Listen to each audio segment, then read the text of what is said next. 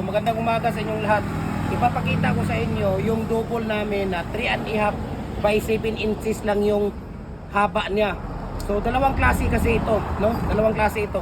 Itong 3.5 by 7 inches, ito ang kadalasan na ginagamit namin dito, no? Ang kadalasan ginagamit sa division po ito. Pang division, pang kwarto, basta lahat 'yan. Basta pang second floor kasi maliit siya at magaan, no? Second floor, third floor. Ito ang kadalasan na ginagamit. So ipapakita ko sa inyo kung ano ang pagkakaiba nito. 3.5, pareha sila 3.5. Pero ito, mahaba.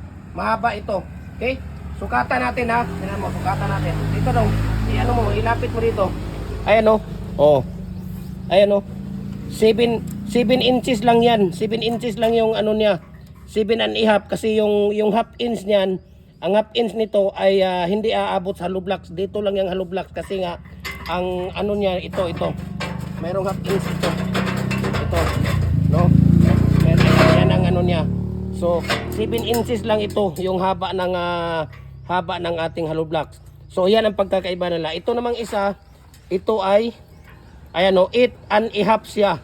8.5. So, ang ano nito, ang haba nito 7 and 3/4 ang haba nito. Pero parehas lang yan sila ng sukat. Okay? Ano mo? Parehas lang yan sila ng sukat. Tingnan natin ha. Tingnan natin dito. Ayan. Ito yung 7.5, no? Tingnan natin dito sa loob. Tingnan natin dito. Ayan, ilapit mo dito dong. Ayan o, 3.5. Parehas lang yan sila. 3.5. Itong isa naman 3.5 din. Itong isa 3.5, parehas lang siya 3.5. Pero ang haba, tingnan natin dito. Ayan o, yung haba niya. Okay?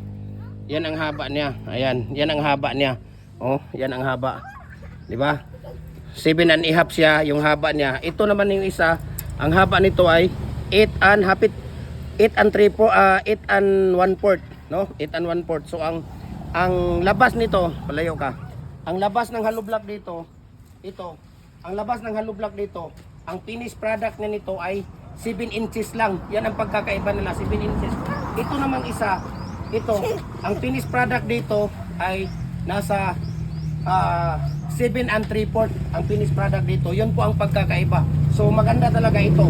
Sa wala pang mga ganito na sa wala pang mga 3.5 by 7 inches yung taas ng hollow blocks, dapat mayroon kayo nito, lalo na yung may mga concrete products, yung mga nagtitinda ng concrete products, dahil ito ang ginagamit natin sa division, second floor, third floor, fourth floor, hanggang sa ilang floor yan. Kasi ano siya, hindi siya masyadong malaki at kasi ang pusod nito, maliit ang pusod niya. So magaan siya compare mo doon sa iba. Yan ang pagkakaiba nila.